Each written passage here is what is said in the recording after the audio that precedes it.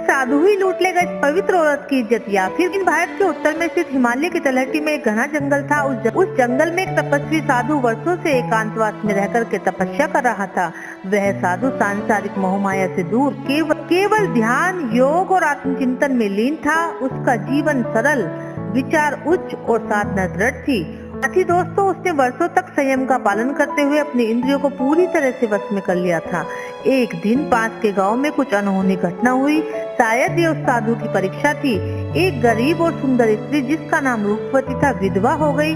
उसका पति एक व्यापारी था जिसने कर्ज में डूबकर आत्महत्या कर ली। समाज ने उस स्त्री को अपवित्र मानकर गांव से ही निकाल दिया। उसके सास ससुर ने भी उसे घर से भगा दिया। कोई उसके आंसू पूछने वाला नहीं था, ना ही उसे कोई समझने वाला था। अब वह बेचारी क्या करती? वो रोती बिलखती जंगल की ओर भागी। भूखी प्यासी, भयभीत और बेसहारा थी। चलते चलते वह उसी आश्रम के पास पहुंची जहां वह साधु तपस्या करता था। बेहोशी की हालत में वह वहां गिर पड़ी। साधु ने अपनी तपस्या तोड़ी, उसकी सेवा की, जल पिलाया और पास ही एक छोटी कुटिया में उसे स्थान भी दिया। जब स्त्री को होश आया तो उसने हाथ जोड़कर कहा, हे महाराज, मेरे पास कुछ नहीं बचा। अगर आप मुझे यहाँ रहने दें तो मैं सेवा करूंगी, झोपड़ी की सफाई करूंगी, जल भी भर करके लेके आया करूंगी। उसे अनुमति दे दी। उसे उस पर तरस आ गया। क्योंकि साधु रहमदिल था, वह स्त्री प्रतिदिन सुबह सुबह उठकर कुटिया की सफाई करती, फूल लाकर रखती, जल भरती और आश्रम को सुगंधित रखती। उसकी सेवा में कोई छल और पाप नहीं था, बल्कि एक सेवा थी। उस स्त्री का चेहरा शांत, कोमल और श्रद्धा भाव से भरा होता। साधु पहले तो संयमित था, पर कुछ ही हफ्तों में उसका ध्यान भटकने लगा। ध्यान में बैठते ही उसके मन में स्त्री का चेहरा आने लगा। उसकी मुस्कान, उसकी आंखें, उसकी चाल। अब वह सोचने लगा, क्या यह माया मुझे बांध रही है? क्या यह मेरी तपस्या की परीक्षा है?